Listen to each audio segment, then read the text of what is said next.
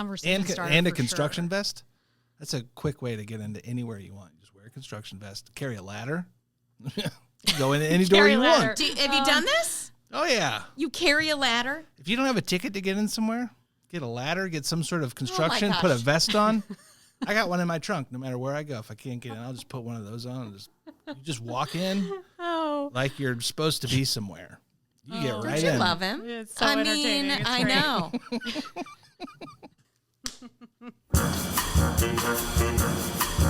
They say silence is golden, but most folks are too busy filling it up with noise to find out. This here's about the space between the thoughts, between the words, between all that doing and achieving and becoming, about folks who sit quiet long enough to hear, well, whatever it is you hear when you finally shut up. Welcome to the Unqualified Yogi Podcast, where we talk about silence, ironically, with words. For an hour, yeah, we see the problem too.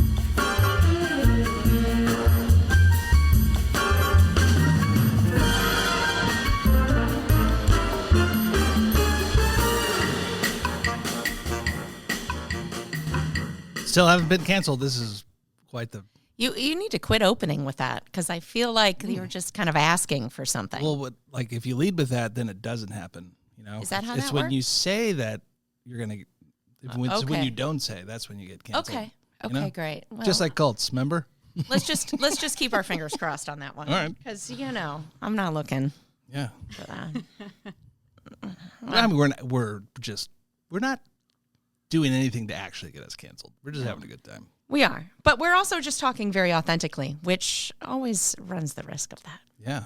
So today, my friend Gary, Yep. we have Nichole Carpenter. Welcome, my I'm so friend. happy to be here. This is so fun. I'm so excited to have you here. Me too. I'm excited to be here. I'm excited to be with you too. I'm Excited to meet you, Gary. Yeah. How jarring is it to sit down and interview with someone who you've never met? You're easy. Yeah. You know, because we've never met. You know, I've been taking class with Roxanne for close to a year now, I think. Mm-hmm. So, you know, I mean, Do you have it's so nerves easy in to- sitting and talking with me? Not just talking with you, but that Okay. fact that, well, maybe it's just the fact that I'm doing a podcast for the Yeah, first time it ever, is. It's right? nerve-wracking. I think that might be it. Let's just 'Cause you throw guys it are on the great. table. You guys are great. You're easy. But I'm sitting here divulging myself, right? Yes. And when we talk from the heart and authentically, it's scary as F. And maybe not for you, but it has been, this has been, and we talked about this when I asked you, this has been a learning process for me. And I do not want to get into the place where I'm like not being authentic just to be Yeah. clean and like well-mannered. Yeah. Because that's just, I'm not. Yeah. But then like, what are people going to think when they like hear me know. being so, Imposter Oh my syndrome? gosh. I definitely, I talked about that with Reagan last week. And imposter syndrome is something that I have regularly struggled with. In teaching yoga, I'm at the point where I don't anymore feel that way as long as I'm teaching authentically. Whenever, which happens sometimes, I'll take a class with a really great teacher and it'll be awesome. And I'll be like, oh, we talked about this. Oh, yeah. I can get into a comparison thing. And then I'm like, oh, I need to be more like that. And if I ever try to do, then I have imposter syndrome because I'm not being me. So it's like letting go of who I'm supposed to be and just letting me be me. And Yeah, that's the whole It goal. is. That's the And- whole and goal, people- man. That's That's like it. Christopher Nolan imposter syndrome. It's like reversed. You're the imposter of not being yourself. You know? I mean, yeah, I mean, I do. But then I'm myself and then I listen to these podcasts back and I'm like, Oh, you listen to them? I do. I I've don't. listened to every single one. No. I don't even, like when I'm editing, I'm just looking for who's talking and I'm cutting to that person. So Yeah. I can't listen to myself. I listened to the whole thing. I can't believe I sound like this and you guys put up with it. Oh, you're Sound like It's what? just sound. The sound of your own voice to me is like, well. But I think I am listening to the sound of my voice teaching classes all the time. So like it is, I think it might be different in the way that But are like you for listening me, back to yourself? Do you record them? No, but I am worried in this thinking like there's students listening Hopefully. that hopefully, Hopefully. I mean, Well, if they're not, Was that's that not fine, the too. point? I mean, I don't know. but like when I'm sitting here, I'm not in a classroom. I'm just talking. And I'm like, okay, this is it's the same me, but this is a little bit more unedited. Like, I'm not guiding you through a flow. I'm just talking shit from my guts. And so I'll listen to it back and be like, oh, people don't want to know all that stuff. But And then I'm like, okay, but it was organic in the moment. Just like, let it go. And I can most of the time let it go. But the teacher self for both of you, do you feel like that's you? Or, I mean, aren't you putting something on to become something else? Oh, No. No? No. Not even a little bit? I think No. sociology would say that's not the case, that you are doing that. For me, I am not. Do you know, this is probably the only thing I remember from college. Sociology teaches that there's a front stage and a backstage, and the only time you're your truly self is when you're in the bathroom. That's considered backstage, when you're like, this is the only time no one's around, I can kind of be myself. But everywhere else you go, whether you know it or not, you're putting some sort of other self on. I would agree with, like, yes. And I feel like everywhere I go, we talked about, I'm a little bit of that people pleaser. I can find myself in just interactions with people feeling that. But when I'm teaching, I feel like that is actually it's when I'm like the most closely connected to my authentic self. I'm in flow. Like it's why I love it so much, because it's like a break from my mind and all of the thought. The voices. I don't have the voices when I teach, Yeah. which is crazy. But Nichole is a newer teacher, and it's why I'm excited to have you on, because it's a unique perspective that we haven't had on yet. And also why it's so brave of you to come on, because as a new, it's scary as it is, but as a new teacher, I can imagine all that stuff that goes through your head. Like, I'm trying to get jobs as teaching. Like, what if I fuck up in what I'm going to say? No, blah, blah, blah, blah, blah, blah, blah. Yeah. So before we get into your teaching, which I really want to get into, tell us a little bit about yourself. Like, where did you grow up? When was your first introduction to yoga? All that kind of stuff. Yeah. So I grew up in St. Louis, Missouri, right here. I really want to dive in a little bit to the beginning of my yoga journey, because it's a really big moment in my life. We all have like huge moments where like our life changes forever. The yoga changed my life, but it was more than that. So I think I've shared a little bit of this with you, Roxanne, that I was in my early 20s and, trying to conquer the world, starting my career, and I ended up getting really, really sick.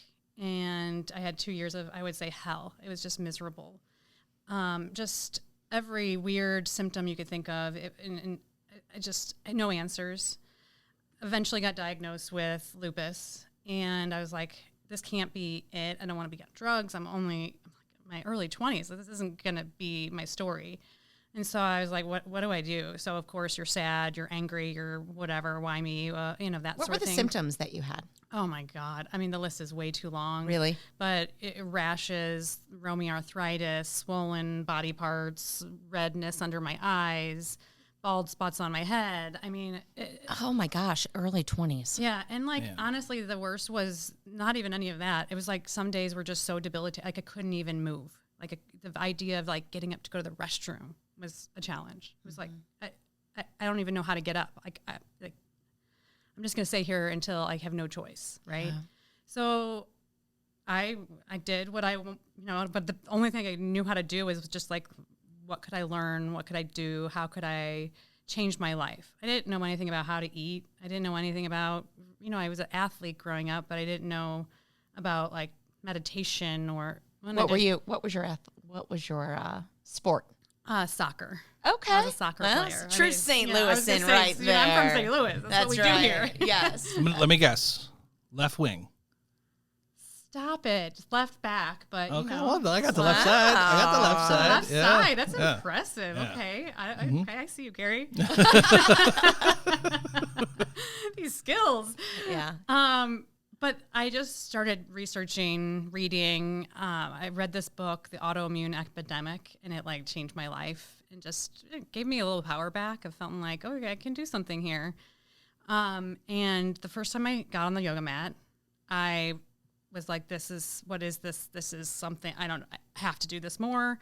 And one day I want to teach. Like that was my takeaway is like, this is changing my life instantly. I'm, you kind of say you're like busy mind, go do. Oh.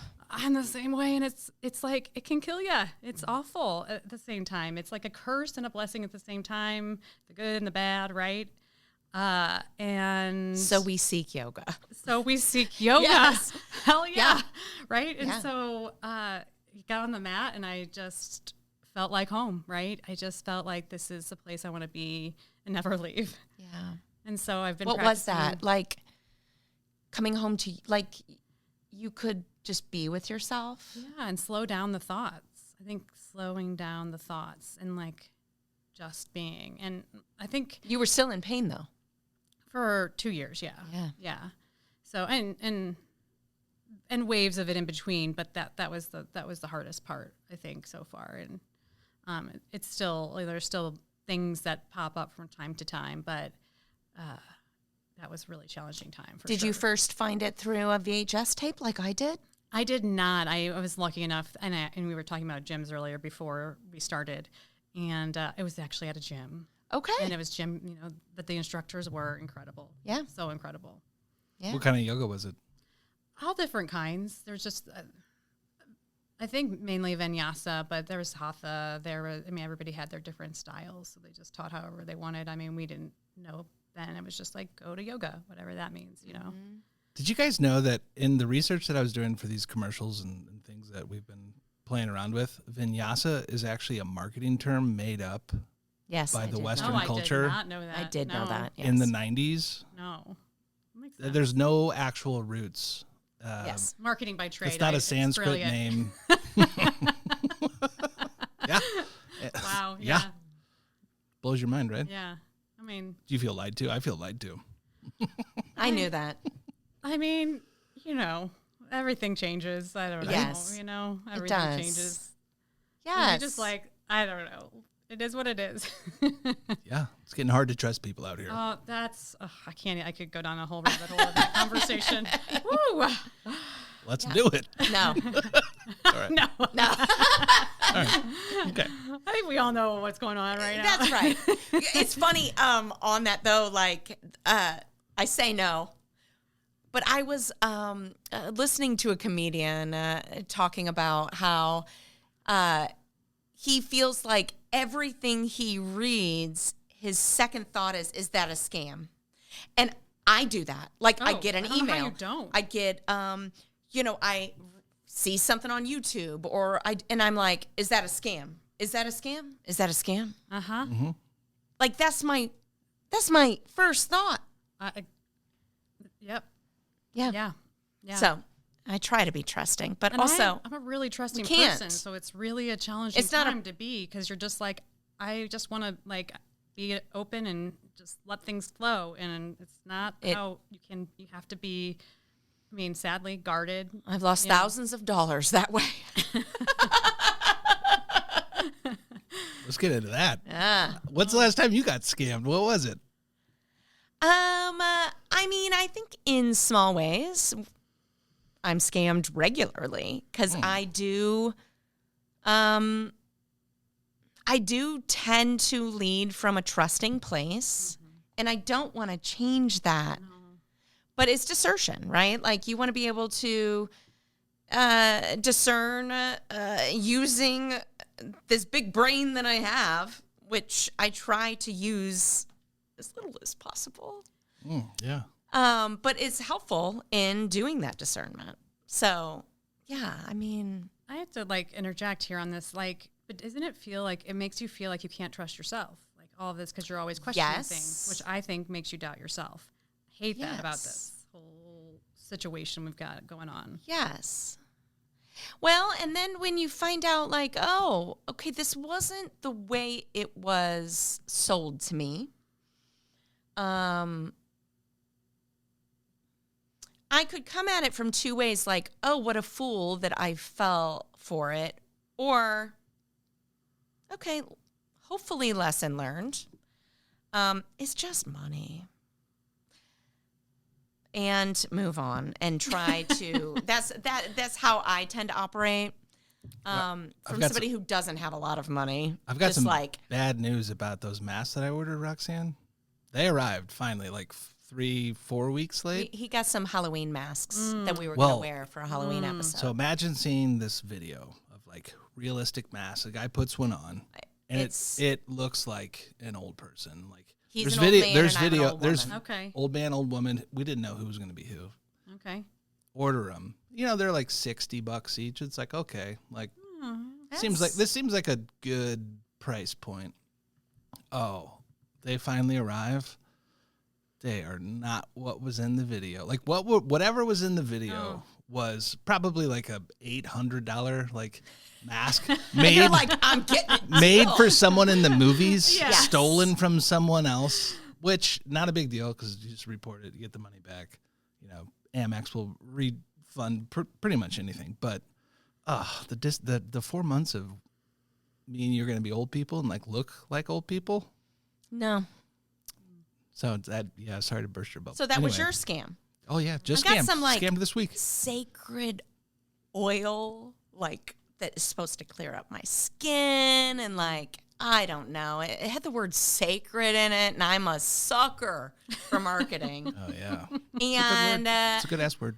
and I spent money I should not have been, because I try to live very simply. So when I do these Yeah, things, that's it's the like, worst. oh, it's a treat. And I broke out. It smelled horrible. It was like, and they actually let me refund for a small fee, but I did return it. So that was my scam. And this is, by the way, how this works. We will circle back and around and then back to where we were. You know, We have squirrel All brains right. over here. Okay. No structure. no expectation no over structure. here. Just Okay, here for a great. conversation. Okay, great. What about you? Have you been scammed? I'm trying to think. I'm sure I have. I can't think of anything in particular that comes to mind, but I'm sure I have. Yeah. Right? There's We like all how do we not? I don't know. Like it's too hard. It's too hard. It's hard out here. It is. It is All right, so hard. are you Okay. teaching now? I teach now. Yes. Wait, Right. I want to hear about how she got her teacher. Oh, the and middle all part. that. Oh, The that's middle- right. You always Reverse. want to- Yeah, I get Okay. the Squirrel juice brain. of it. Squirrel Backing brain. up. Yes. So you found yoga. Yeah. You felt like you were home. Yeah. And I mean, I've practiced for probably 20 years thereabouts, plus minus, and it's just carried me through all aspects of my life and ebbed and flowed, doing it more times, less, that sort of journey. And a few years ago, started, just needing something more, feeling like, God, I just need a way to feel like I'm fulfilled, feeling like I'm giving back, feeling like, what am I doing with myself, right? Like, how am I showing up in the world that makes me feel really good? were you about 30 years old? No, 10 years later. 40. Yep. I just was like, I have to do this. And so I, do what I always do. I overanalyzed every moment, researched a million, right? Too similar, right? We are. There's a That's lot of why I love you. Yeah, same.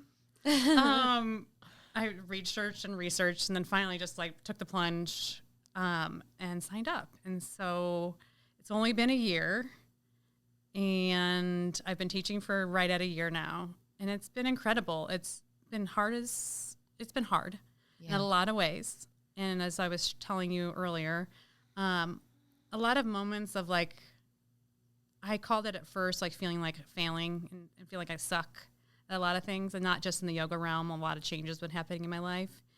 And I finally came to accept that like sucking is okay, because sucking gives you that like opportunity for growth. And so if you suck, like all you can do is go forward.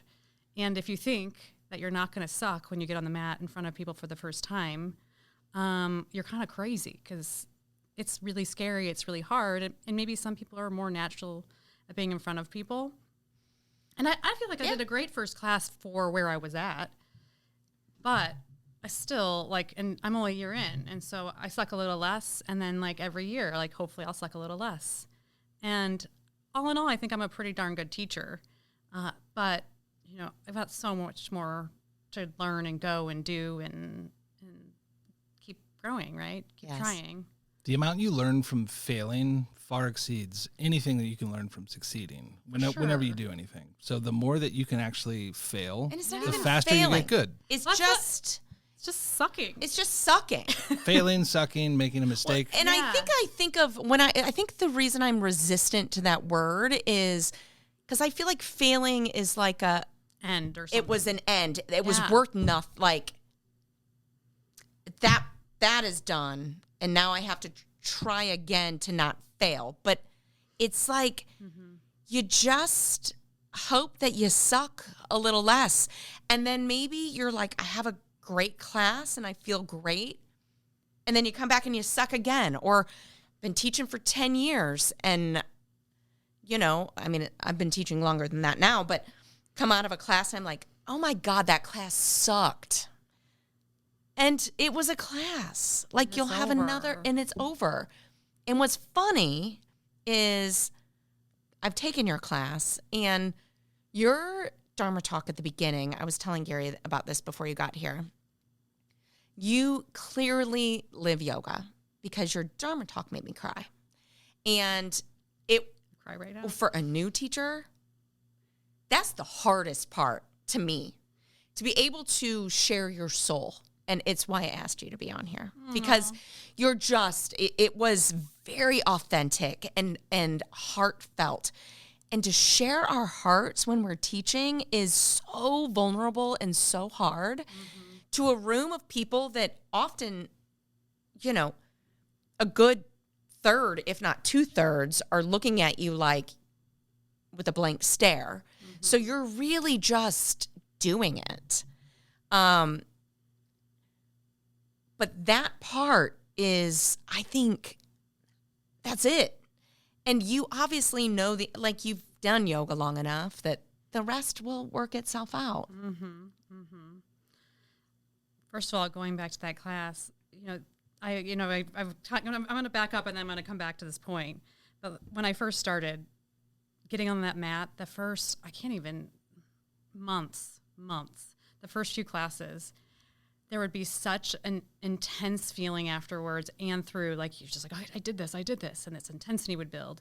It would take me a solid half a day, maybe longer, to come down from Yes. Whoa. It was so intense at first. Yes. And then you just had to keep doing it. You're like, I signed up to keep doing this. I have to keep feeling this way until I don't, right? And you do. You have to keep feeling it until you don't.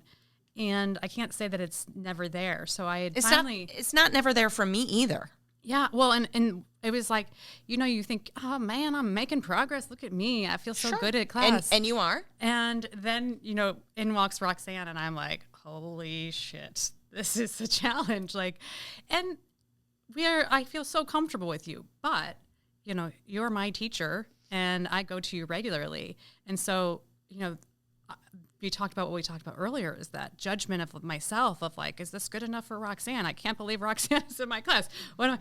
And my whole mind was blank that entire class. I think I got the Dharma talk out because I felt it was me. It was just, but the rest of it was just a blur. And usually I'm pretty I was sore. Yeah. Usually I'm pretty in touch with my class and knowing where I'm at. I have no idea what happened from that point on. I have to say, I was surprised because I'll go to a lot of people's classes, and it's something that I'm aware of, that people do get nervous when I'm in the room. And it kept me from going to classes for a minute because I didn't want anyone else's experience in the room to be shifted because I was there. But also, once now I've been to your class, I'm a good student. Yeah. I'll do what you tell me, and if I want my own modification, I'll take my own modification. Yeah. But As you should. I'm not there judging. I really am there to experience. And I would not have guessed that you kind of blanked out. Like, I was so surprised that you were as much of a newer teacher as you were. Because, I mean, like I said, I've been doing it a minute, and I still feel that stuff. And when other people will come in the room, I'll have that same kind of sensation. Yeah. Yeah. And when I first started teaching, I was telling Gary, I couldn't stop crying. Well, I would cry while I was teaching from nerves. Yeah. And I just kept doing it. Yeah, that's the thing is, like, if I could give any advice to someone who's a brand new teacher or just coming out of teacher training, is like, you just have to do the hard thing. Like, you just have to do the hard thing if you want to actually do this. This is something your soul desires, your heart desires. Like, you just have to do it, and it will suck. But like, if we can't face the hard things, if we can't face our fears, like, we're just going to be held back. And I feel like I was telling you earlier, like, I feel this for the last, I don't even know how long, all I've felt is uncomfortable. And I'm kind of tired of feeling uncomfortable. Sure. But at the same time, it's like, this is what's showing up for me here. Let's do this. Like, I don't know. Welcome to the party. I don't know. What has been, when you started teaching, what is something that you feel like you can already see the progress in, that you were like crazy nervous about at first, that you already are feeling more at ease in? Not maybe confident, but more at ease in. I would say I think the thing for me specifically is the timing of things. It's really hard to figure out, like, the breath to movement and cueing it. I try to incorporate breath work into most of my classes, just a little, like, 10 Your pacing rounds. is good, by the way, is something I noticed. You. And it is hard to get that. Oh, it's so hard. And you feel like, am I moving too fast? Am I moving too slow? Are my cues making sense with the timing, right? So, like, are you cueing something after they've already gotten into that position? Yep. And so I felt like that felt really challenging. And I don't know, like, some classes are faster, some are slower. I don't know what feels best for me as a teacher. Like, sometimes I feel like moving a bit faster in the class. Sometimes I feel like going extremely slow. And that's part of the journey of the class. Sometimes it's like, we are going to slow down today, like your last class I took with you. Whoa, beautiful. But sometimes just, like, I don't know, it feels like whatever I feel like I'm going through you just do it. And so I'm like, at first I'm like, I'm not consistent as a teacher. And I'm like, well, I guess I'm not consistent as a teacher. Like, that's all right. We're not consistent as humans. Yeah. I mean, we're constantly ebbing and flowing. So you'd say we're consistently inconsistent. We're consistently inconsistent. Yeah, I love that. Consistent at one thing. Well, the only thing that's guaranteed, Gary, is change. But, and we are constantly changing. So our teaching, even though, we had Angie on and she would say that my teaching hasn't changed, but each day it's a little different. I feel like just from the time I started going to you to where you are now, like, it's slightly different. Oh, interesting. And it's not like dramatic, but it's just I think it's a shift in your priorities from where you were at that point when I first met you to now. And it might go back. Because we are constantly. So your teaching will. And now, so when you started teaching, did you get, because I know that this is, for all of us, very common, class numbers. Did you obsess about them? Oh gosh, yeah. I still try not to. Yeah, and I've gotten me too. Way better. I can, and I get it because I go into classes, and I went to a class this morning, and I could tell the teacher was shocked at how few people were in our class the day, and I'm like, oh girl, I feel you. Yeah, and all that comes along with it. Yeah, it does, and it's really hard, and it's part of it. Like, I was like looking multiple times a week, how many people are signed up. And, like me, I sign up late for everything, if not at the last second. So here I am expecting, and of course the people who are attracted to your class are the people most like you. So on that, I do think the universe sends people that... Yes, because they like who you on are, that day. and they show up for your class. So people who don't vibe with you, they go to one class and they don't go back, right? So yes, Yes, I do. And I'm better, but it is very challenging. I mean, I because it feels still like do that as well. self-worth sometimes. You're like, nope, this has anything to do with my self-worth. No. Okay, sometimes you just have less people show up. And it doesn't mean anymore. I mean, Yeah. if I have a full class one week and then the next week there's half as many people, which is, let's say, that is an abnormality or abnormality. Yeah. There is a part of me that I have to, what did I say or do last time Oh, God, I know. that turned people off that they're not coming back? Yep, It's that's just not the it bell at all. curve. Every once in a while, it's just way off. Well, and also, let's just, shocking news alert, it could have nothing to do with me. Well, that's what it is. Let's just say it has nothing to do with you. That's what I'm saying. Like, so normally your classes are full, but every once in a while there's an outlier of everyone had to get an oil change that day or whatever it is, you but know? you also see that like in class flows that sometimes like there's just these things where all of a sudden no one can show up this week. Like there's enough going on in St. Louis. There's activities. There's weekend festivities. I only teach on a Saturday, right? So if people's weekends are busy, guess what? I'm the first thing to come off their list. Yeah. Yeah. It's only a problem if it's like 5, 6, 7 times in a row. You're like, okay, well, now there's a problem. So feedback, how do you, as a studio owner, did you give feedback, and do you get feedback as a teacher, and how is it received if you do get feedback? Because I will say that in talking with a lot of teachers, a lot of them aren't getting feedback for a lot of reasons. Like maybe one is there's not enough people to go take the class to give feedback. These classes aren't being recorded, so there's no way to actually see yourself. So to what you said with Angie, she thinks she hasn't changed, but that's because there's no way to know what you were like because there's no recording of it. That's right. So like feedback is a good way to get good fast. So there's a question for both of you. Who wants to jump into feedback and how to get better?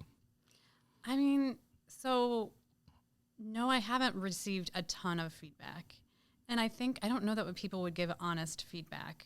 I think people would say, oh, I liked your class. I don't think people would say, oh, you can get better at this. Or plus, you're teaching, so essentially you know more than the people in the room, generally, not always. And so their feedback is personal. Like, oh, I don't like your music. Oh, I thought your class was too hard or too fast or Too hot. Yeah, so that's not a class for you then. And I had a woman at the very beginning, like one of the first few classes, said, oh, I don't like the words in your music. And so I think, can you turn it down? And I was like, And I sat with it and was like, what do I want to do with this feedback? And I thought, well, this is how I do my class. And I actually, music is really important to me. It's like, it moves, like I've always been a person who's used music for healing or crying or whatever you need to do. And so having these songs that kind of go with my class right now, I don't know if this will be forever, are important to me. Yeah. So no, I'm not going to do anything with that feedback. That's, yeah. So I don't know. And I do actually record all my classes. You do? At the studio I'm at, we actually record and send out to the students. And Do you people watch can take them? online. Not all. At the very beginning, I watched a few. And every once in a while, I'll watch for the first, 15 minutes just to see, how am I doing? After you left, of course, I watched a good 20 minutes of it to see, how did I do? What did I do in that class? And I did learn something from it. And my takeaway was that I've gotten very sing-songy, which is one of those things that could happen. Oh, and now It's take called your the yoga hands voice. The yoga voice. over Oh, your yeah. head, and so I was like, okay, we're going to work on that. I don't love that for me. So it's funny, now that you mention it, I remember something when I was in your class that I noticed that was actually something that I have now noticed in mine. You said, enough times for me to notice, now we're going to do this. Yeah, so didn't realize that. And I noticed it. And then when I started teaching, I paid attention to it myself. I do that. It's something that I have made I'm trying to not just move people there. Don't tell them where we're going, but just And Great feedback. Thank so, you. but it was actually feedback that I was able to use on myself. Yeah.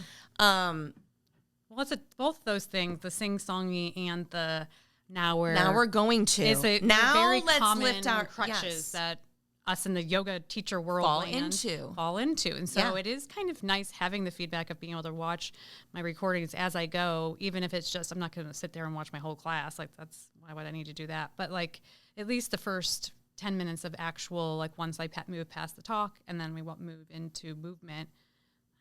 How am I doing? What's going on? Yeah.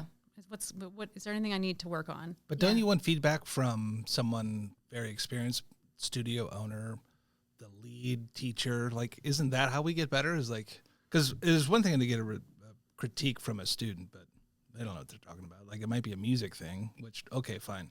But to really get good at something, like, you need that mentorship from the subject matter expert. So is that something you want?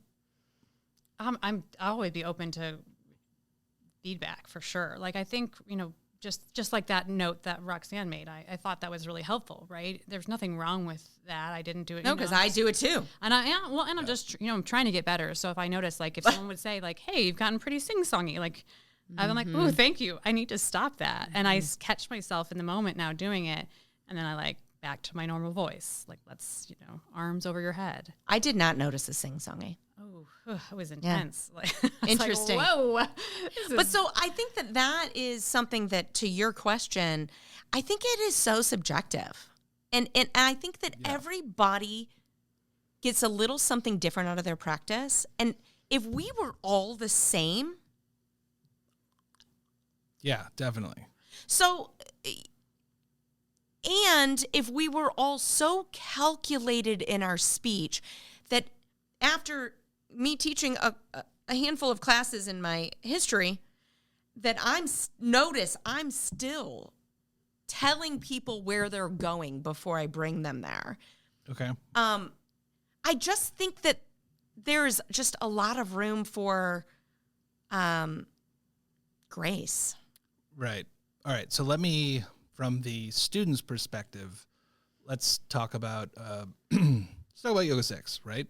Love the place.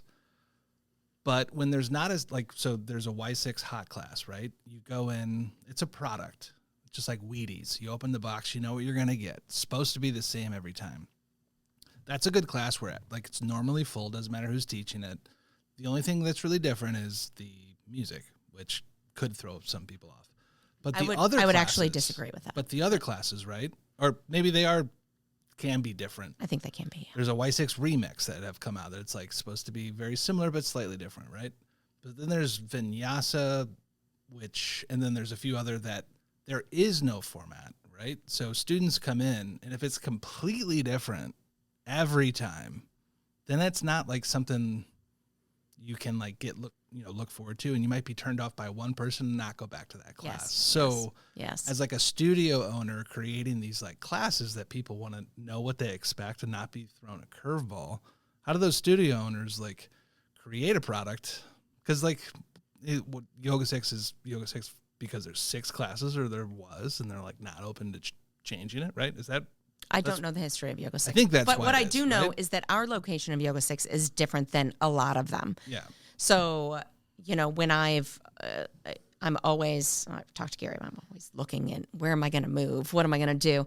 And there are other Yoga 6s that even their power classes are set sequence. Oh, so even that, different studios, I don't know what to expect by going to the Correct. studio, so then I'm thrown off by like, the St. Louis. But it's going to be a power class. It's just going to be not have the creativity for the teacher that they could do. When I owned a studio, I would give feedback for sure. But I also feel like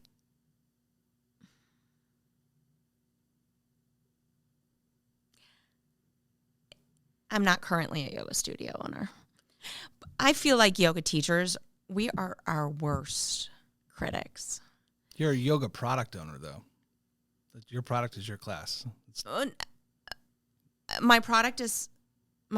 Say that again. Your product is your class. The class you teach is it's a product. And that's why people keep coming back, because they know what to expect. I don't like that. But I think that's what we talked about is like, because your sequence isn't set. You make, and it's different all the time, yeah. And they do vary, sometimes dramatically. You have this kind of a base that's somewhat recognizable at the start, but then, they can go in all different directions. But I personally, as a student, and I think it depends on the student, right? I personally, I started going to Yoga 6, and I think Hot's great, and it's a hard class, and it continues to be a hard class. But I don't like the same thing every time. I like to learn, and I like to have new things that challenge me, especially, with a set sequence. Like, you can come in and you could do it without an instructor if you wanted to, right? Like, you're just like, here I go. It's meditative. And it is meditative. And sometimes that's what you want. Yeah. But I like... Sweat your balls off. And the where I teach, there's no set sequences. So there's no expectation. It's really the class title and the class description. And if you like it, then show up. And then if you don't like what the teacher you went to and it's not for you, then it's not for you. Yes. Right. And I think that most of the time it's about, for me through the years, it's been about the teacher. And if I seem to be really drawn to this teacher and the way they teach, and it like Roxanne said, it's subjective, because you could talk to 50 different people and they could all have a different favorite instructor. So yes. And then you can see again, there's more full classes and less full classes, and that has a little bit to do with what if there's more people drawn to a certain style of teacher.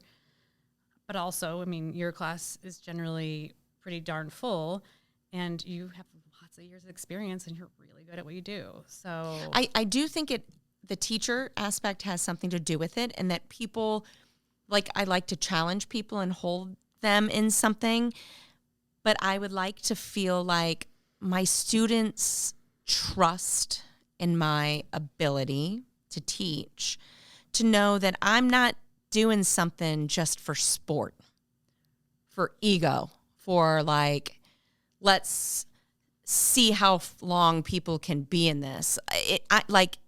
It is on purpose, and that they can trust that I'm not going to abuse that.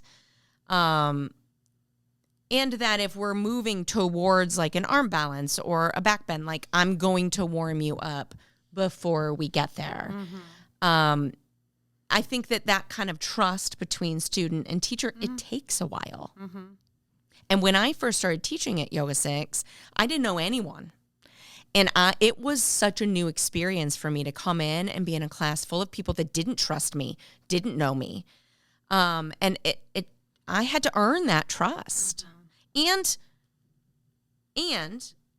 there's a lot of feedback that I can get that I think could be helpful and productive as well. So how do you earn trust as a new teacher?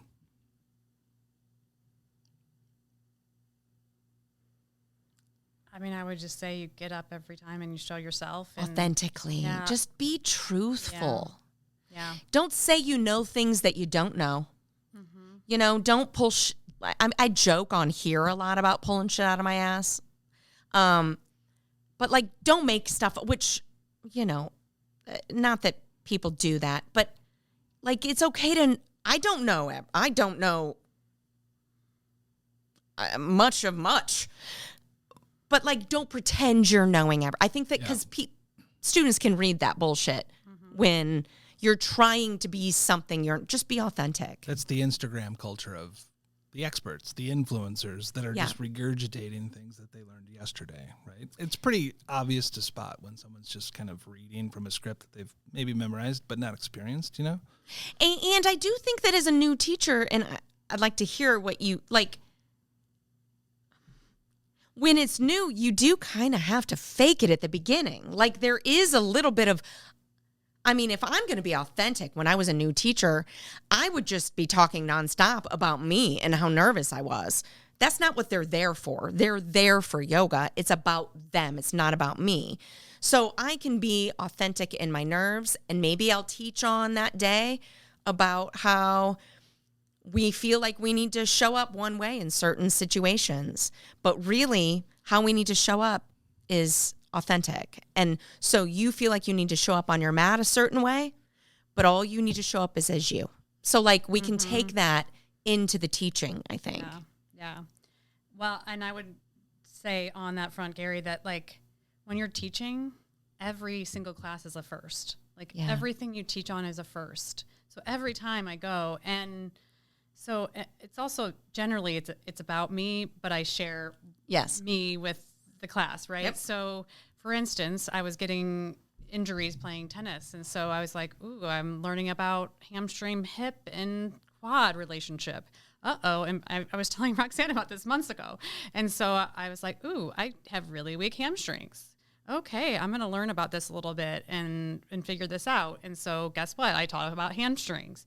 I don't know anything about hamstrings yet, right? I don't know anatomy very well, but I'm getting there, right? Yeah. Every one class at a time. And you're sharing your experience. So I'm sharing my experience. And so, usually most of my classes are inspired by my life and what I'm going through that particular week, that particular day, and saying, okay, so this is happening. I spent, most of my week working on what am I going to do for my hamstrings, right? So, or, my IT band. And so I just kind of how that relates with all the other things. Yeah. And how it pulls on my knee and makes it swollen. And, so, yeah, I feel like it's really just becomes to the authentic, what's resonating with you in the moment. And if you just teach flow, like that's cool too. And you just trying new sequences, that's creative and fun. And that's fine too. I teach like literally, I do most of my classes have some sort of kind of dharma talk in the beginning, and I try to share like whatever. I told Roxanne months ago, I was like, I feel like maybe all my students might think I'm crazy or that I'm thoroughly depressed because like I'm just like, here's what's happening for me this week. Yeah. Love that. But yes, I think, love that. I think that it's like just this relatability of like, hey, you think I'm this amazing yoga teacher. Guess what? I'm a human being, and I have all these same emotions you have. And you're a great yoga teacher. And they are hard. Yes. And, like these emotions are hard. So let's like work on them. Let's practice. I love using the word practice. I can't say the word practice enough. Practice, practice, because life is practice. Everything. Not perfection. No, you're just trying to get a little better than you were the last time. Or a little better than you're like out of crazy. We're just trying to get out of crazy. Yes. Do you put a time limit on your dharma talk at the beginning? It's usually just a couple minutes, or I think just natural for you. Yeah, whatever. just like it's the like how it came about and what it's meaning and how it's going to show up in the class kind of process. Cool. Right? And then what comes right after the dharma talk? Usually just the grounding and kind of breath work, kind of settling into class and then starting. So how many minutes is that? I would say there's like a 5 to 8 minutes, 5 to 10 minutes of, again, as you kind of start to like kind of break your class into like sections of like how much time they get to have. Audio or no audio during this time? When does the audio kick in? When you mean like press, music? When do you press play? Anytime from when I'm done talking to in the middle of breath work usually. Okay. Like when I kind of remember like, oh yeah, we can probably turn on music now. Mm-hmm. So do you sneak the volume up? Are you just like gradually getting it up there, or do you just press play and it's at the volume? I like my music and I put a lot of effort into it, but it's like very far in the background. So it exists and it's there. I am so focused that I don't even hear it most of the time. So I don't even know what's happening. I'm like, oh, and every once in a while I'll catch a song. I'm like, oh, I love this song. Yeah. But I don't even, so I would like to be a bit louder and be part of it, but then I also want people to be able to hear me at the same time. Like I'm not going to be more like amp up my voice either. I do feel like I don't remember the songs, but I remember enjoying your music and that it did not take away from the practice. Because I do think that sometimes people can get really excited about their music and that is like what's holding the class up. Mm-hmm. Mm-hmm. Not the teacher. It's so interesting because like I think about it and there's classes I've been to that they'll have the music louder, more volume up, and the music's really good. And I'm like, okay, I'm really vibing with this music, and it works for this teacher. If your music was like had a lot of voice and I don't love that. Yeah. A lot of lyrics, you mean? Yeah, a lot of lyrics. Okay. Yeah, thank you. Yeah. A lot of lyrics and, a higher volume. I don't think I would love that. In my class. Yeah, because the energy you hold and the breath, like your ability to unite the breath. Oh. Dang. And then I think the music would take away from that. Yeah. I really do. I mean, I really, if I could get people to still show up and teach music free, I 100% would. I feel like music is another distraction for us. Yeah. But it's a distraction that most of us need. And sometimes that music helps bring feeling, but also is that I think you could be without music and everyone. And there's been times where I've forgotten my phone and it's been music free and nobody got up in the middle and left. But that would be, I don't listen to music when I'm doing it at home. Yeah. It's just my breath. I don't either, actually. Yeah. But I do understand it does evoke emotion within people that helps them get into flow, helps them get, and I appreciate that is something for people. Mm-hmm. So. Do you think there's a difference between a yoga workout class and a yoga class? I mean, I think we all know the difference between that. How do you know what you're getting, though, when you walk in and, like, it's labeled vinyasa, but then there's, like, one teacher with, like, the top hits going, and then there's another one that no music. You know what I mean? I don't feel like top hits means that it's not going to be, like, that doesn't mean just workout. Yeah. Mm-hmm. It's just personal style as a teacher that we get to do.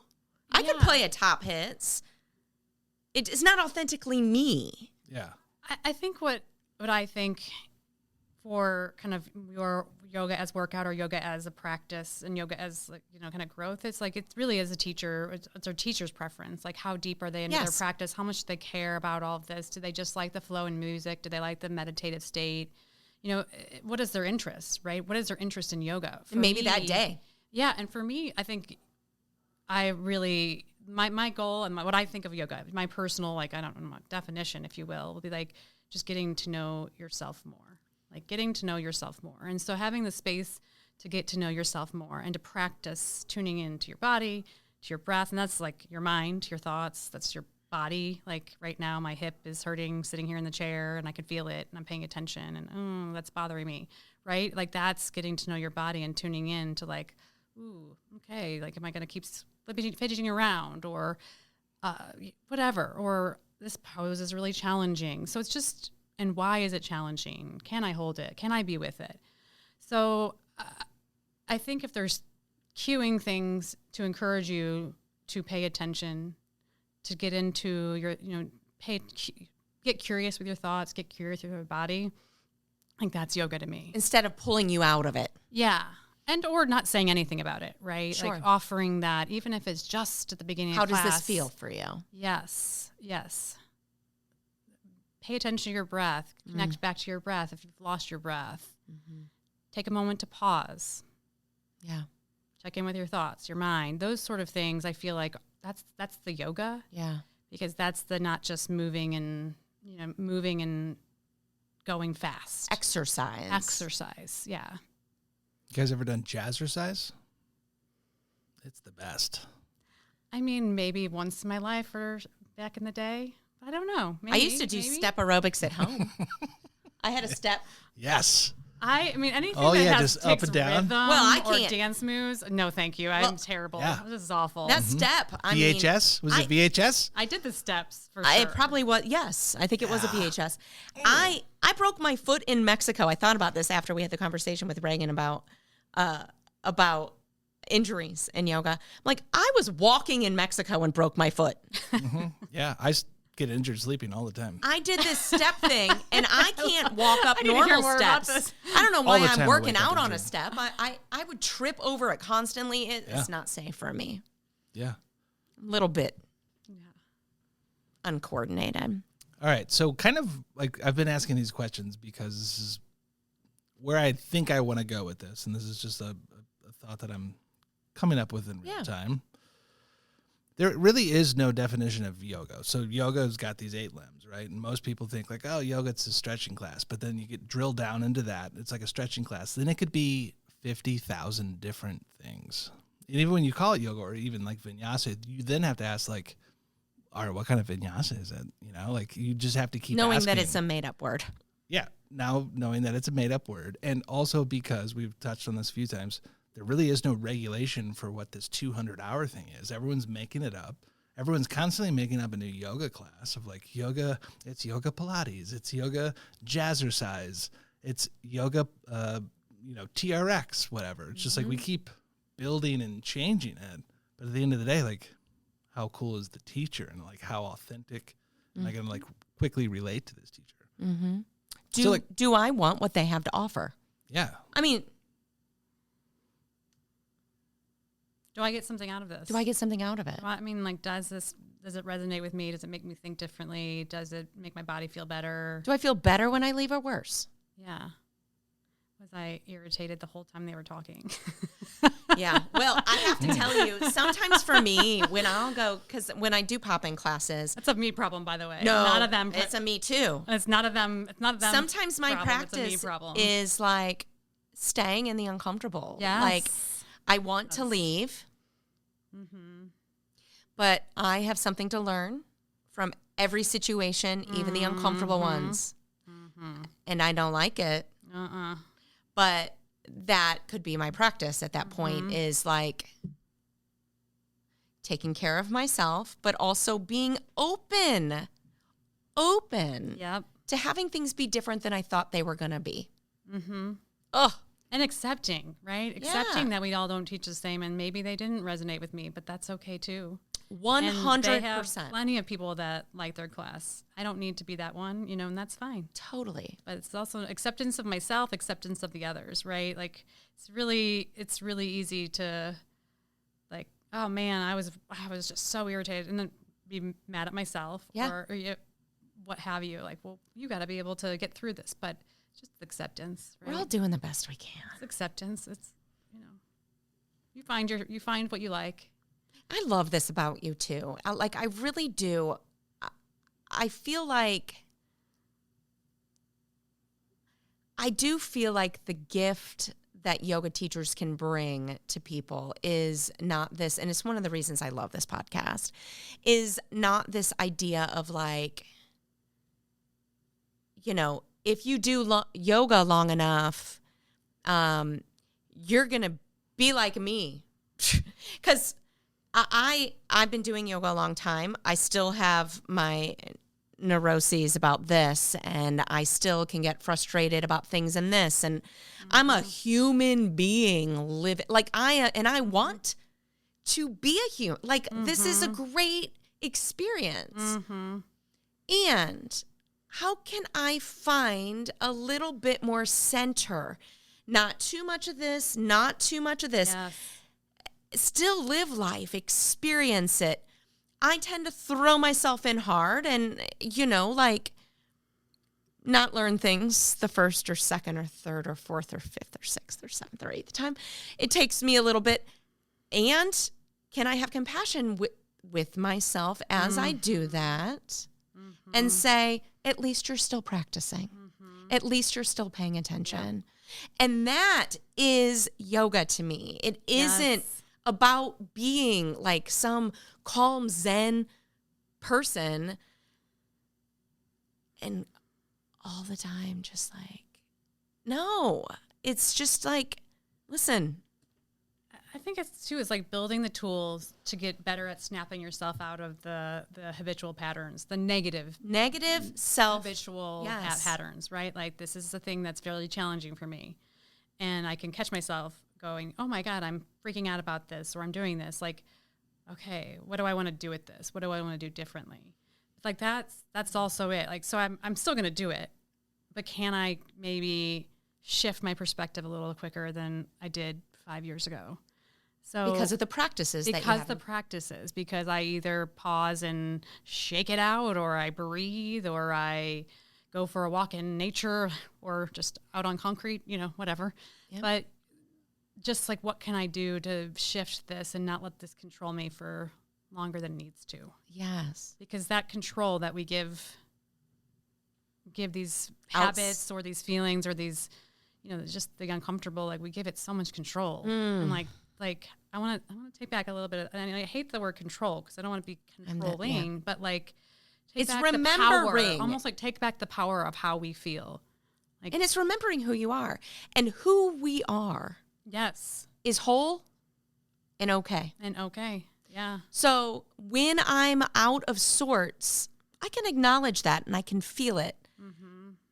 And I can remember, okay, but this does not define me. Mm-hmm. This is not like who I'm always. Mm-hmm. I can notice what triggered me, what made me, and give myself grace. And then fucking let it go. Yeah. And be in the present moment, because that was yesterday. Why am I still obsessing about it? Yeah. Yeah. Like, or how last much month. Why do you get to have? Like, how much time do you get to have thing? Like, I don't want you to have any more time. Like, you don't get any more time. And I'm not hurting anyone. It's often just like internal. Mm-hmm. Which, again, coming from a person that's lived with, this tendency for disease, like the more I let things fester, I get sick. Like, yes. So I have a very clear barometer of like, ooh, you're way out of alignment right now.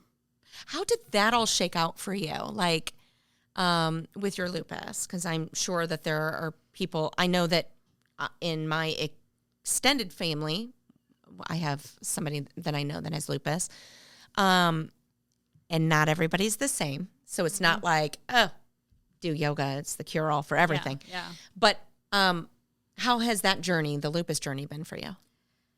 It's a journey. It's a work in progress, right? So I think Gary's telling Roxanne this has been like kind of the year of challenge, or not a year, a period of time of challenge.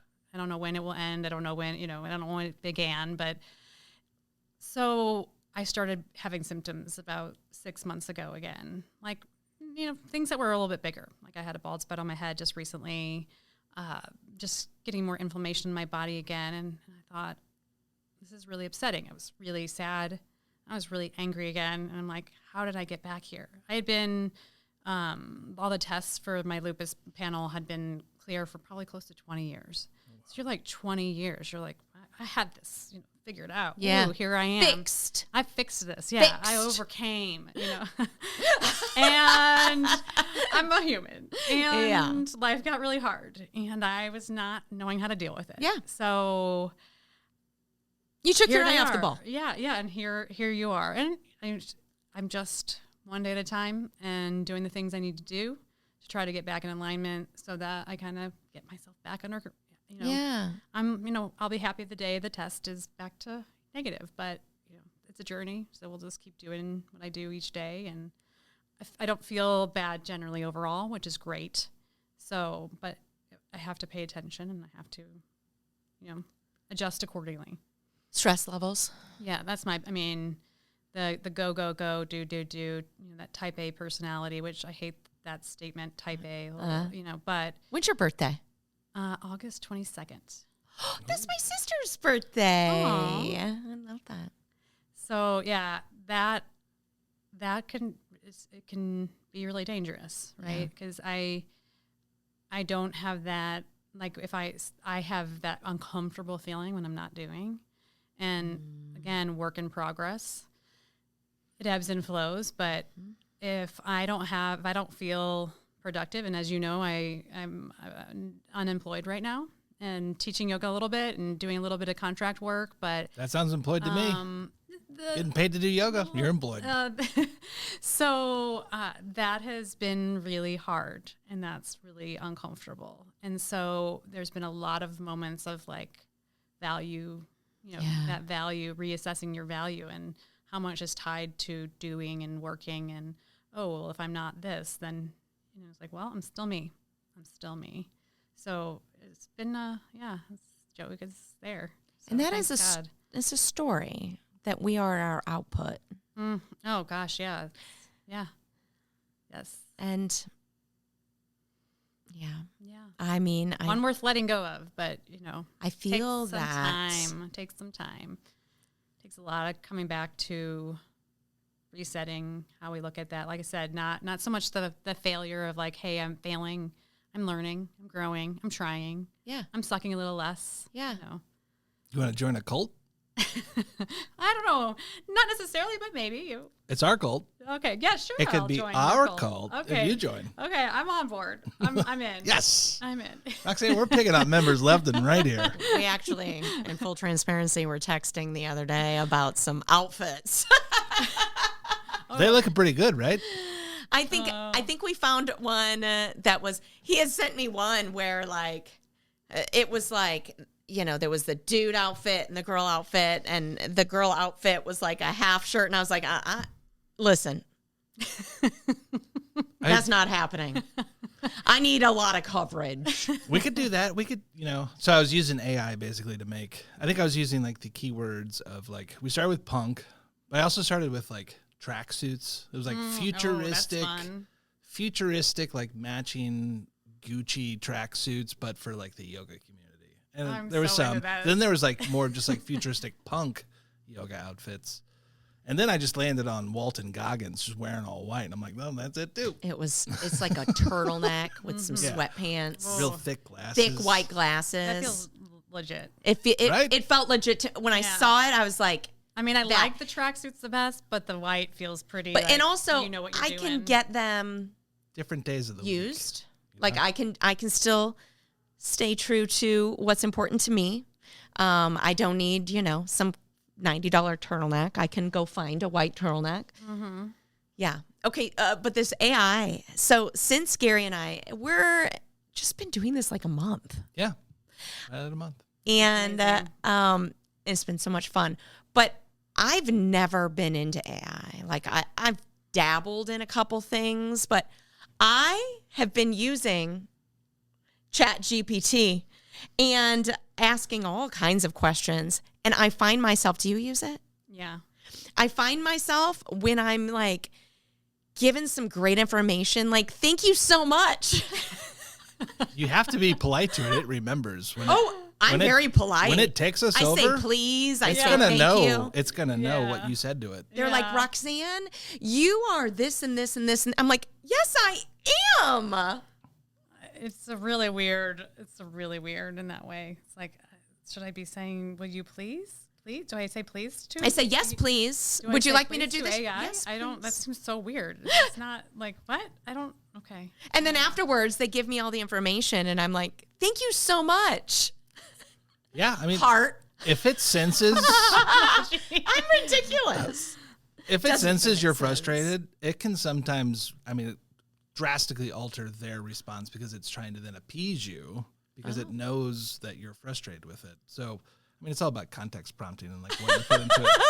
We don't have to get into this again. Yeah. Anyway, I've just never done it until this last month. And I have to say that, like, I kind of feel like I have a new best friend. Right? That has all the answers. I'm going to take you, I'm going to show you how to make a project. All right. I'm going to tell a story. Yeah. That has nothing to do with yoga, but then I'm going to tie it into yoga. I love it. Okay. All right. So prison guards, right? For the longest time, and I think this was a case in Missouri, they would clock in, and this is like hundreds of thousands of them, I think nationwide, right? They'd clock in, or no, they'd show up, have to then like go in, start putting on the uniforms and start doing about 15 to 20 minutes of work before they even got to the point where they could actually clock in. So that's considered work, or it was in the court system later on. They had to basically pay all these workers for those 20 minutes of work before and maybe even after yoga.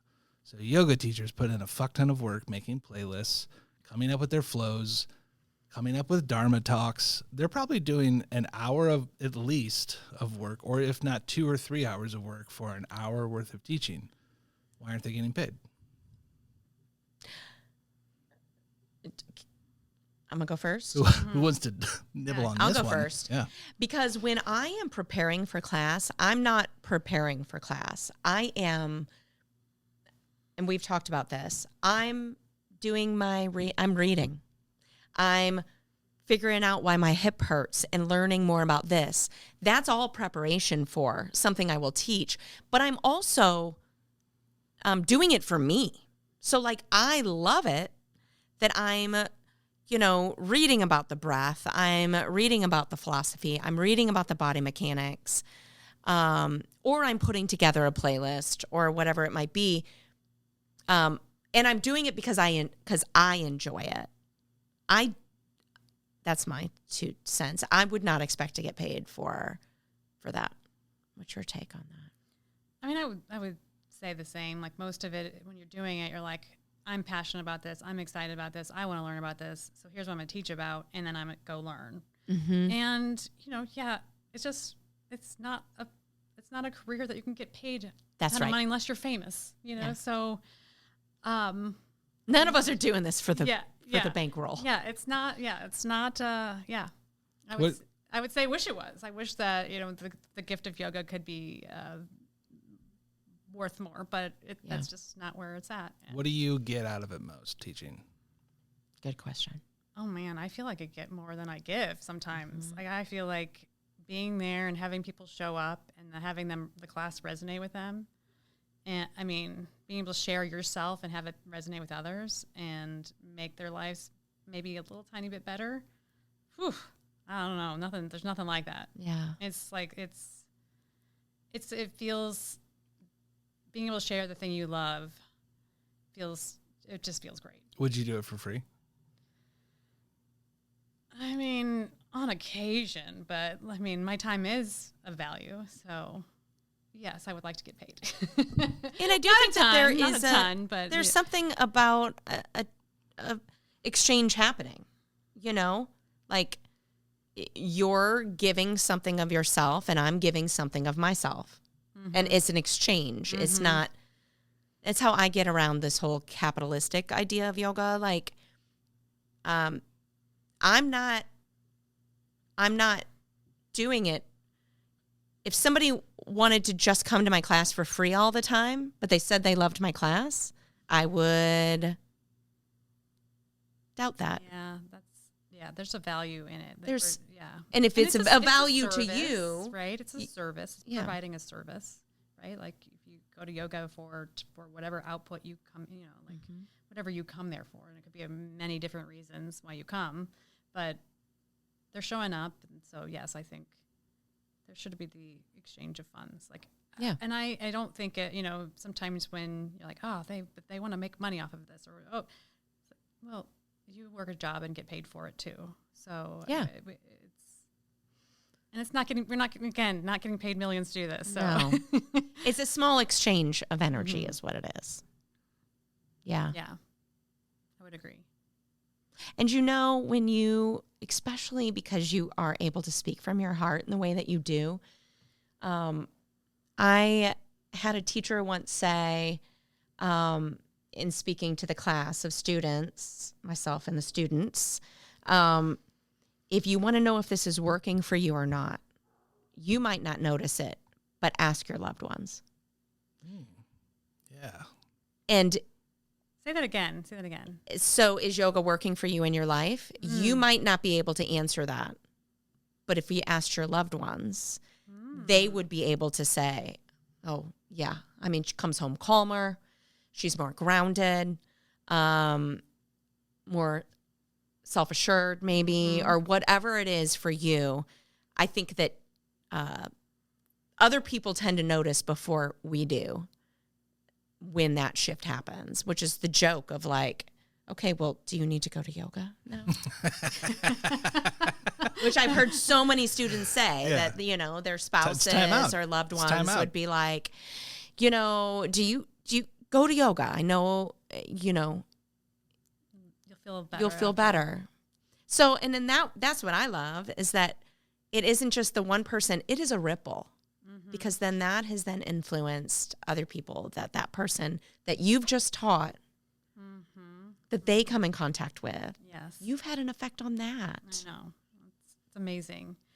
I think, too, one other thing, just I want to make sure, it's like coming back to the practice. I think another thing I think is so important as a teacher is to remind people to take it off the mat, take it off the mat Yeah. and bring it in other areas of your life. And I think that can be done in so many ways. But sometimes, to the exercise, you get on the mat, you go through your postures, you're moving overhead, you're breathing, you're all calm, everything's great in class. And then for that night, you feel like, I feel so good, I let the day go. Well, what about tomorrow? What about the call you get in the morning? What about the traffic? And so all the tools you learn on the mat, you can practice off, right? You can breathe in traffic. You can meditate. All the things you can do to take these things and help you throughout your day instead of waiting to go to yoga and doing it all over again. So, how do you practice this off the mat? Yeah. How do you take it into the other aspects of your life? Which is the challenging part, right? It's really hard. That's where it's, and it, it gets me every time. Yeah. But it's also just the reminder of these are tools you are creating. Yeah. You use these tools elsewhere. Please try this at home. Yeah. Why do you think there aren't more meditation classes at any yoga studio? Name one. Great and question. there was just a regular. People I'm just gonna go to people want it, meditate. but it's hard. Who's been trying it though? Who's tried it recently? And promoted it. Name I any want a big meditation studio. class. I used to- Actually, When I was at PY, I had a meditation class on the schedule, and No one came. people would come intermittently. People want to be guided through meditation, and there is a place for that. There is a place that is not, we talked about it, I just share what's important to me. That is not mine. It is not about you listening to my voice. It's about you being with you. And so I can set you up to get you grounded, give you some guidedness to bring you there, to show you the way to you. But then you're going to be quiet, and it's hard. No music, it's hard. And I think that's why. Someone should try it. It's uncomfortable. People do try it. If you looked it up, have you looked lately? I bet you'd find some on there. I bet you No, would. I haven't. I don't think that I'm subscribed to 3 gyms right now. I don't need another one. That's right. Yeah, I do think that it's something that it's not from absence of people wanting to share. It is consistent people wanting to show up and sit with that makes discomfort. a lot of sense. It's hard. Yeah. Well, and you said this to me because I asked you a question one day. I said, because, here I am a teacher and you teach me, and your everyday class I get a ton from as a teacher, as a student, as whatever. So I can take those things and go, oh, I love that, or this resonates, Yes. this, et cetera. But, that more refined teaching, I'm like, ooh, I would just love to keep going to Roxanne's class and learn more and more. And she said, well, when you do workshops that focus on, really diving into your shoulder, or your people don't necessarily come, or they don't want to get into that nitty gritty. And I was like, well, sad for me, but makes sense, right? They want to come, they want to do what they do, and then move on with it. How deep do people want to get on these things? Meditation, okay, I'll practice at home, maybe not, maybe 5 minutes. So coming to And I want to, versus I'm going to get in my car and go someplace and do it and give up time I could be doing something else. I think it's a real commitment. Yeah. And maybe if it's when I first learned to meditate many years ago, I went to a center, and that actually had meditation, and that was their big thing. Where you went to meditate. And so I joined, classes, and I loved the community, the energy you can get from a community meditation. Were you at Coppola? No. It was, I lived in Fort Collins, Colorado, and it was a little small. I can't even remember. I couldn't tell you the place. I could just remember going. The only thing I can remember from it was the feeling of just being in community. Was it a Western Buddhist place or an Eastern Buddhist place?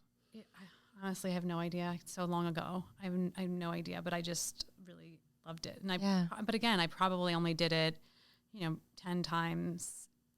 Didn't go back, or I don't know how the whole transition happened, but I knew that it was powerful. It was really a neat experience. But I still didn't know much about meditation. Not that you need to know a lot about meditation to do it, but it still felt like a foreign, kind of a foreign thing for me. Like, Yeah. I don't know if I'm doing this right type of mentality.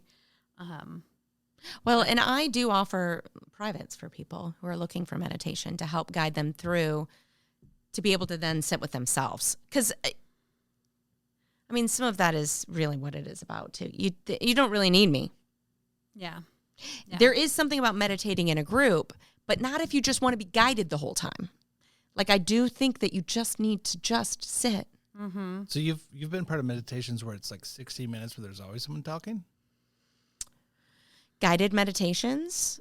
Oh, so like when I think of guided meditations, I'm thinking of like a recording, like it's on an app, and it's like No, it's if you go to a yoga class and somebody's guiding you. I've done it where The I'll body, guide people yeah. through, or Senses. even bhakti. Like, and I love it. It's singing. Have you ever been to a kirtan? Like, Actually, I've never been to one. oh if my singing's gosh, involved, yeah. I will not be there. If But I have this to is sing, like Chanting, right? More chanting. Yeah. Yeah, it's chanting. probably not. Yeah.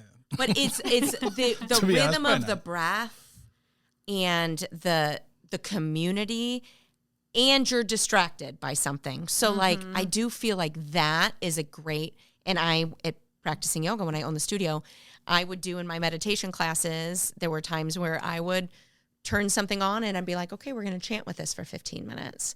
And some people aren't into it, but it is. When I was new to yoga, I was really turned off by any sort of Yeah. chanting. I was like, what is going on right now? Yeah. Again, you don't have enough knowledge on yoga and what it means. So when you just go into somewhere and you start chanting and you have no backstory on why you're doing it. And what am I saying? What am I saying? Oh yeah, that was really Which I big would for me, tell too. people what they're saying. Yes, yes. But it was like you just go and I'm like, why are we doing this? Like, Yeah. And then I would be like, I'm never going back to this class again. Yeah. Because I didn't know what was going on. Now I'm trained, I Yes. went through teacher training. I know a bit about all these things. So there's a more backstory, Yeah. and some teachers are better if they're doing that regularly. They explain it better. Yes. But just going into it without information Yes. is hard. Yes. Not for everybody. And even if you do give the backstory, not everyone's going to want to do it. No, and I think you want to be accessible for people, and that doesn't just mean physically. Like my first yoga class well, not my VHS and not the YMCA, but my first studio workshop is what it was. I paid for this workshop and we sat around in a circle, and she was like, and I mean, I loved this teacher, but she was like, okay, what are your, and this is, no longer appropriate to say, but she was like, what's your spirit animal? What's your animal? And then she made us make the sound like that animal and then move around like that animal. And I was like, fuck you all, peace out. I mean, the person next to me said cat, and I just mimicked what they said, because that was so that so feels out really of my uncomfortable. comfort zone. Yeah, that feels really uncomfortable. Sure. Wait, spirit animals been canceled? Can't say it? I'm guessing why. Yeah. Is there a new word for it? Or just there is no way to associate an animal with me on the Well, inside? I mean, do you associate yourself with an animal? How about that? That's an easy way to say it. Yep. Okay, there you go. Werewolf. Oh, dang. Oh. Or a screaming goat. Is a werewolf an animal? Do you know what it looks like? You know A exactly. wolf? A werewolf, yeah. What's the difference between a werewolf and a wolf? You don't Did you know hear where all my R's I'm killing at right there? you don't know where one is. You know? Okay. I think I'm a bird. I like to Oh, think which of myself one? as a bird. Just a bird. Just a bird. What color A is this winged? bird? I don't think the color matters either. I just fly. Just fly. Flying's cool. I never don't really think thought of- about it. yeah. I don't know. I'm one of air. I like that. I would be one of water, I would say. Water. And you're one of land. I go anywhere, actually. Amphibious. Just do whatever. Werewolves are amphibious? Mine is. Okay. I breathe underwater. This is why I love Gary so much. He's like, who made up those rules? Because they're not real rules. I can make it up. I also fly, okay, Roxanne? Yeah. Yeah. And I go into water and I can breathe underwater. I mean, And I don't I need love to that. eat. Because we're just making shit up anyway. I don't need to eat. Oh. Powered by the sun. Shoot, I need to eat. Sun-powered love werewolf. I'm like getting hungry right now. I'll order Postmates right now.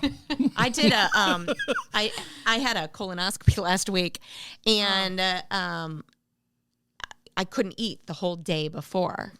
And I am just not a good faster. I mean, I've never, I know. it is a practice, and I have listened to people talk about how it really is a practice of getting outside of that need to like, okay, I need, because obviously I'm not going to starve in a day. No. So I know I'm going to be okay. Mm-hmm. Like it is a meditation practice in its own type thing. Mm-hmm. Boy, it's hard for me. Because as soon as if I wasn't fasting, I might be able to make it until like 3 o'clock and be like, shit, I forgot to eat.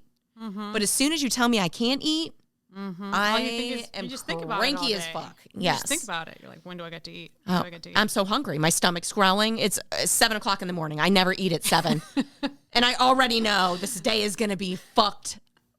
So what was the first food you had coming back after this fast? I had a burger. Oh, yeah. I had a burger and fries. How do you get medium? Depends on rare? where the meat's from. Okay. What kind of cheese you putting on it? Any cheese? Pepper jack if I get to pick. Oh, yes, my favorite. Lots of mayo. Right. Oh, I love pepper jack. fans. Yeah. What's your go-to? And why is it cheddar? Do you eat meat? Yeah. Oh, yeah. Yeah. Gluten-free, but no meat. Okay. Gosh, I don't know. I can't pick a favorite. I like so many cheeses. Yeah, cheese is I would just say Gouda maybe, actually. Ooh, One yeah. of like Gouda. early burger. Like, I love Gouda. yeah, Gouda's a good one. it's good. Yeah, but I like cheese. It's good. What's I try to limit dairy. what's a cheese but you don't eat? Is there such a thing? Kraft. I was gonna say I wouldn't eat Velveeta today. American cheese. Yeah. If it's melted the right way on a burger, I would eat the American, but the Velveeta in the block gives me the heebies. Yeah. Pretty gross. Yep. I mean, Sorry. I used Anything to melt that- that shit in a crock pot with some Didn't we Rotel. all? I mean, I could go back. I'll go until- eat it out, but I'm not at home. anything with a 5-year shelf life probably should not put in your body. You know? What's that Australian Vegemite. food? Have you had that? Oh, I've never yeah. had it. I don't Oh, know it's anything about this. Veggie- It's Vegemite? disgusting, but I ate it. I mean, I lived in Australia for a while. What is it? It's like I a didn't know that yeast- about you. It's like a yeast paste. It's a darker color. It's basically like, we put Americans, some put cream cheese on bagels every morning. Yeah, you we know? do. They will take a bagel and put Vegemite Vegemite. on it. Oh, he even says it. job. Vegemite. And yeah, it's very yeasty and just kind of bitter, but it's just one of those things that if you grow up eating it, most Australians love it. I mean, I'll do nutritional yeast. So- I like that. Like I love nutritional yeast. especially on popcorn. Yeah, I tried it a bunch and it just never was like, I don't know. If you had it on popcorn, I'm just just gonna try it out. Maybe a little butter and a little. I mean, you mix butter into the mix. It's gonna make everything better. It's like would put frying. It's like frying vegetables. You're like, yeah, I like it now. I'd put that nutritional yeast on, like if I was going to like do sweet potatoes in the oven. I was vegan for a hot minute, and I would use that on everything just to add some extra cheesy like texture. Yeah. I like it. So, do you feel like you're looking to expand teaching more than you are right now? Or right now, do you feel like, I mean, you're obviously good right now, but is it something that you're looking to teach more? Yeah, for sure. Yeah. I'm not sure when it will be the right time exactly. And, Yeah. like sometimes there's never a right time, but yes, I would like to teach more. I'd like to take more, but I'm like, first step is like get a job that bringing in a paycheck, and then I can see how I can fit in, more teaching around that. So but it's been a bit of time. So I'm like, well, maybe if I would have just taken a class 6 months ago, I would be teaching 2 classes now or 3 classes now. So at the same time, It'll happen. yes. She went to a convention this last weekend. Kind of Was the it convention. convention? Is that the right word? Yeah, it was a health and wellness summit that I went to. A Summit convention. That was a fancy way of saying convention. I don't know. Yeah, But it was incredible. I was telling Roxanne about it, the fact that just going and being in person with people, it's something this big, and people that care and are interested in the similar things that I'm interested in. And obviously, since the time I started my, kind of journey with health, 20 some years ago, I was obsessive at first, like just wanted to learn everything about how to eat, what to do, trying everything. I mean, I went to every sort of, functional type medicine doctor to metal detoxes, and, I did it all. Yeah. And just exploring what was out there in this world. So going to something like that was such an interesting way to, one, just be with community. I felt like that was the most incredible takeaway from it, was being with people, starting conversations, being excited about a conversation, and then just seeing people that I listen to on podcasts or read their articles and seeing them in real life. Like, that's just fun. A little bit of that like celebrityism, if you will, of the health and wellness world. Yeah. It's like me at BravoCon. What city was it in? It was in West Palm, Florida. Okay. So conventions are the internet in person. Yeah, essentially. I did. I curated. So I was able to take a yoga class with Elena Brower in person, which she's never. magic. Oh, so good. And so just We have matching hairdos. You do have matching hairdos. Yeah. Yes, you do. Both beautiful. Anyways, lots of really cool discovery of new people that had really great ways of thinking, things that kind of expanded my mind around certain topics. And I don't know, it was just really powerful in a lot of different ways. And I was like, it's really kind of hard to explain, because it just felt filling, because I don't know, I think especially we had the years of COVID where we were like so detached from people, and we are on cell phones and on computers, and that like the human connection is, still in some ways lacking. And so it felt so opposite of that for like a whole 3 days. I felt like I met these wonderful people and had like all of how many conversations. And I think they're like all my best friends now. I love that. And I think they are. Yeah. But it was because like there was just such a weird connection, and we all were just open. We were just open for whatever came at us. And receiving each other. Receiving, yeah.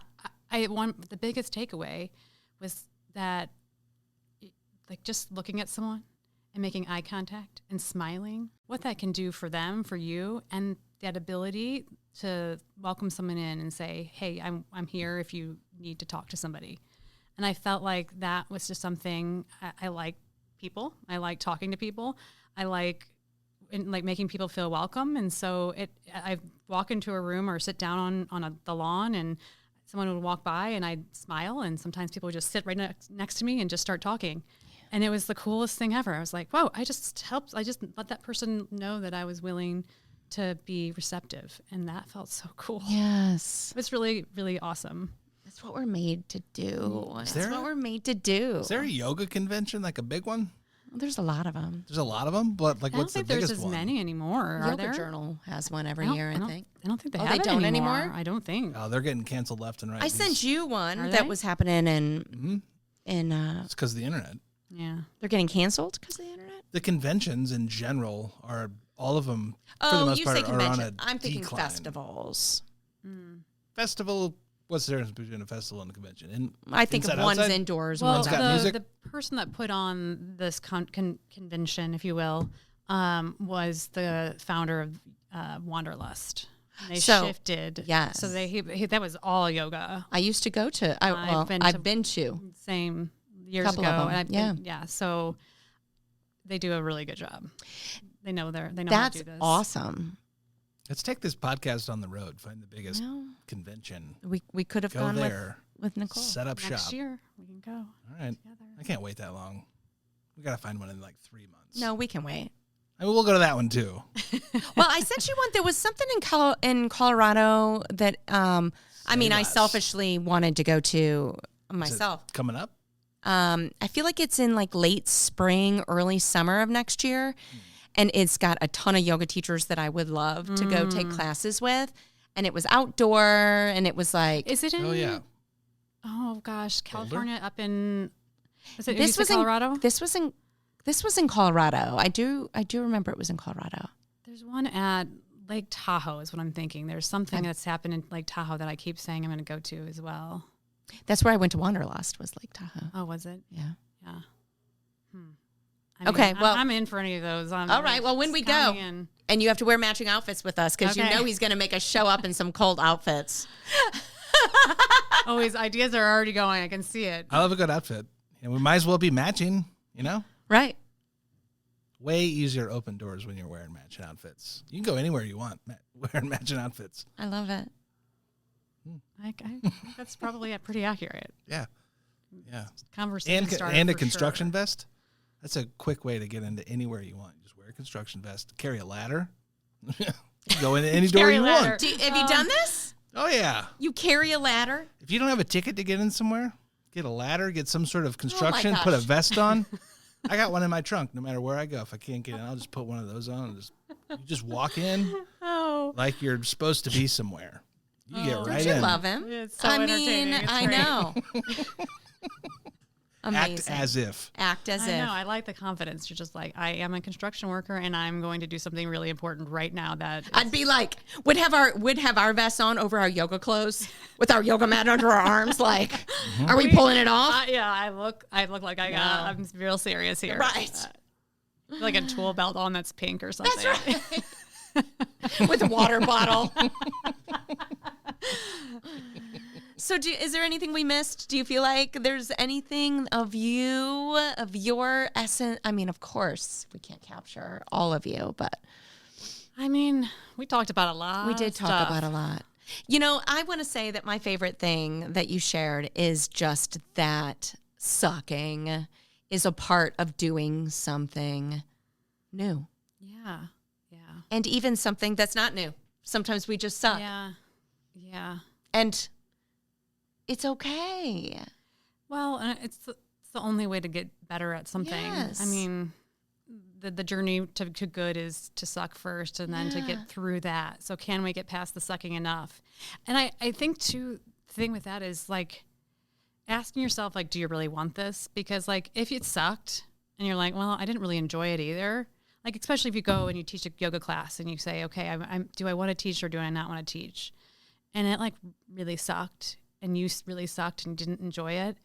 Like, ask yourself, like, do you really want this? Like, you don't have to keep torturing yourself either, right? Like, you just stop teaching. Don't do it for the sake of being uncomfortable unless it's something you want. Yeah, then if you want it, you just keep going.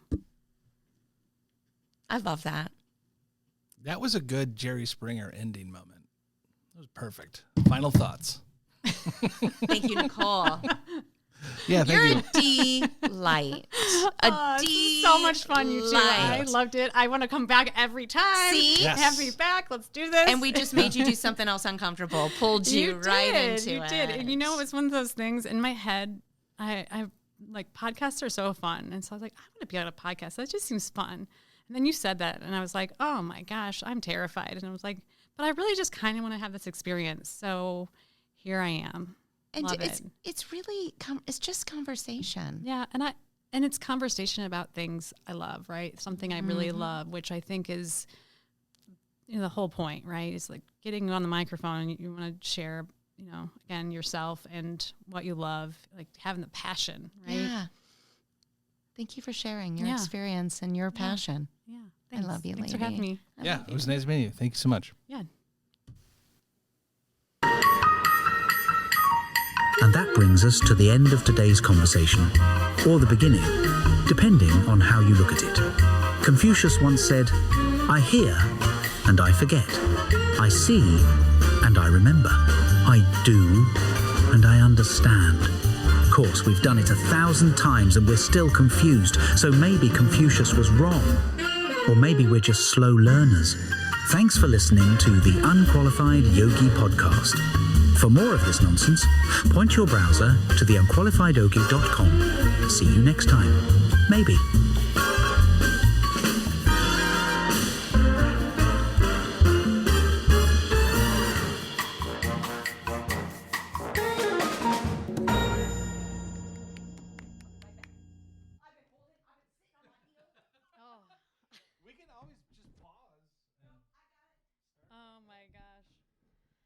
So fun.